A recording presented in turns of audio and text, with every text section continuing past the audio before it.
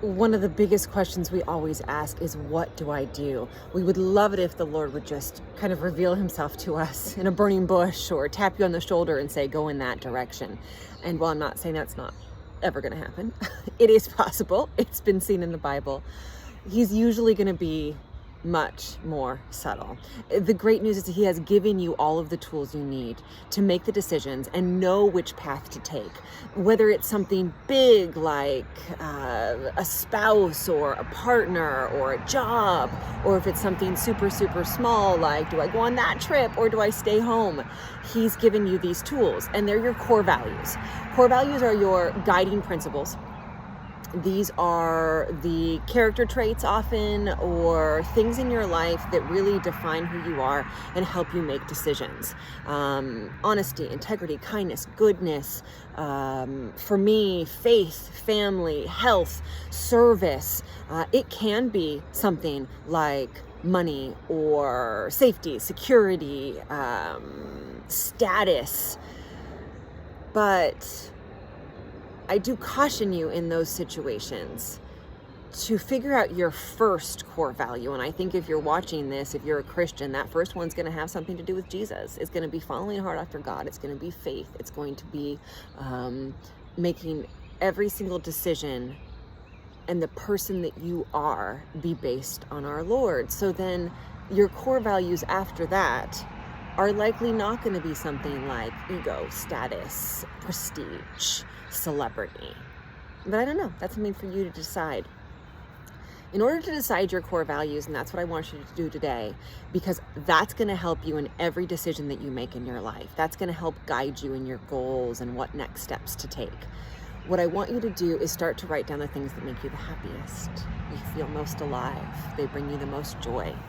Think about the times in your life when you've been most at peace, when you felt the closest to the Lord, when you've just been your best. Start journaling about those, writing down those things. For me, so many of you know, it's at the beach, it's with my family, it's traveling, and when I'm at rest.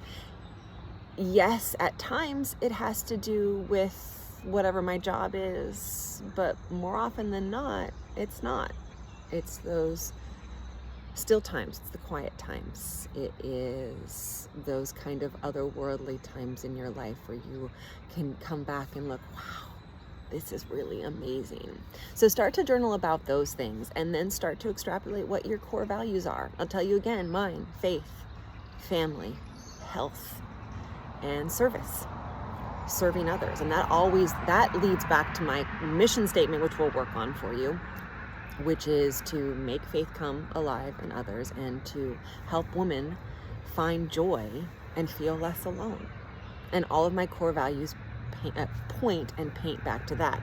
Take this one, for instance. Let's say that you're trying to decide on a job, and you have this job that you would have to work Sundays, but it's good money. And your core value, though, is to follow hard after Jesus. So your core value would make it very easy for you to say no to that job, because you know you need to be at church and you know that you need to be within that community. Now, the scared part of you, which we all have, is say, but I need money. But money's not your core value. Faith is your core value. And these are your core values in action, because as soon as you turn down that job, the next day something better falls into your lap that doesn't have you work on Sundays, that you make more money. So your core value of following hard after Jesus and in that faith really allows for that part of your life that you need, that safety and security for money, to come into your being. So write down your core values. What are they? Work on that.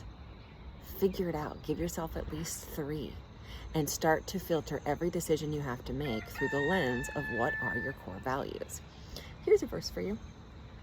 I ask the God of our Master Jesus Christ to make you intelligent and discerning in knowing him personally, your eyes focused and clear, so that you can see exactly what he is calling you to do. Grasp the immensity of his glorious way of life he has for his follower. That's Ephesians 1:17-18. That's the message version.